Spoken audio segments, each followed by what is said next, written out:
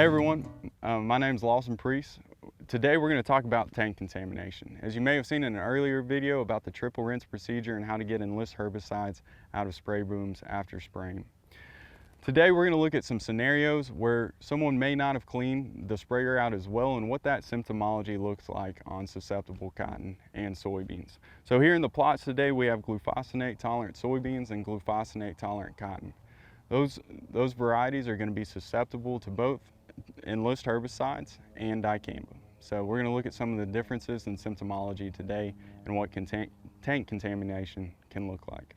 So we're here in a plot where a 0.5% solution of Ingenia was applied, okay? That's going to be comparable to 5 gallons of spray solution left over in a sprayer if you're mixing up a 1,000-gallon tank. So a very low contamination rate. Those contamination rates can hang up in those inline strainers and boom ends if we don't go through that triple rinse process that you may have seen on an earlier video. So as you can see, these are both susceptible crops to dicamba. We actually have Phytogen Enlist cotton here, and we have Enlist E3 soybeans here. As you can see, as you break down into the top of these soybean canopies, the cupping on the top terminals, these soybeans were only sprayed 10 days ago, so we expect this symptomology to progress and worsen in the coming weeks. Phytogen cotton, or cotton in general, is really pretty tolerant or inherently tolerant to dicamba. We don't see a lot of symptomology on this cotton. There is some bubbling on the leaf edges and malformation of the leaves on the top terminal. That's going to be mainly cosmetic for us at these really low rates. So Phytogen cotton can coexist with a little bit of dicamba tank contamination. All right, so now we're in a plot that's representative of an applicator that left 5 gallons of spray solution in his tank, and in that spray solution was mixed Enlist herbicides. He then mixed his next load and came over the top of susceptible cotton. Okay, so this is going to be dicamba tolerant cotton, which is highly susceptible to Enlist herbicides. And then we have dicamba tolerant soybeans, which is a compatible crop to Enlist herbicides.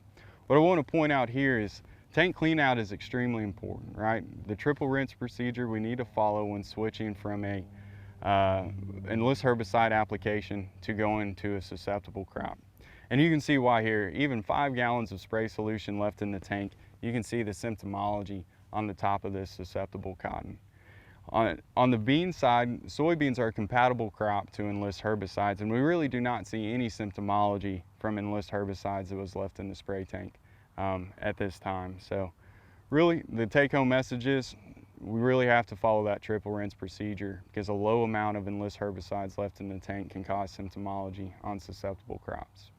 So every now and then we run into situations where tank clean out got really sloppy, right? In this scenario, we sprayed 5% of Ingenia herbicide, which is a dicamba herbicide, over Phytogen cotton, which is susceptible to dicamba, and E3 soybeans, which are also susceptible to dicamba.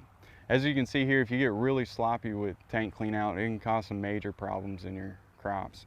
The symptomology here is cupping around the edges and blistering around the cotton leaves.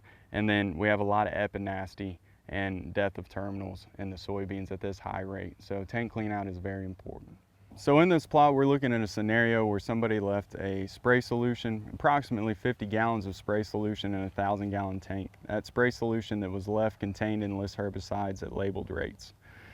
Here in the center of the crops is dicamba tolerant cotton, very susceptible to Enlist herbicides, and dicamba tolerant beans, also somewhat susceptible to Enlist herbicides at these rates.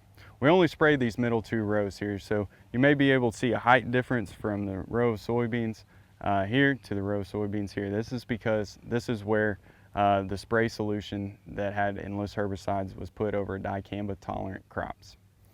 So some of the symptomology we'll see at these high rates is discoloration in the top of the terminals on sensitive cotton. We can call this strapping on the leaves, where the leaves are turned over and curled out.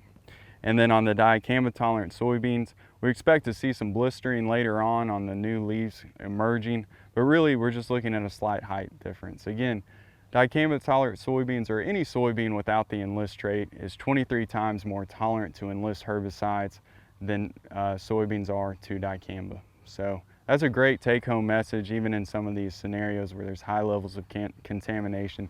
These beans are going to be okay.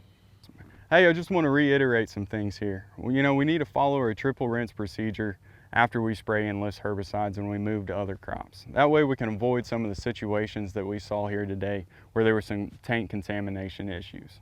And on vice versa, if we're spraying dicamba herbicides and we're growing 2 technologies on the farm, we need to make sure that we're cleaning out those dicamba herbicides following a similar triple rinse procedure before spraying Enlist traded crops.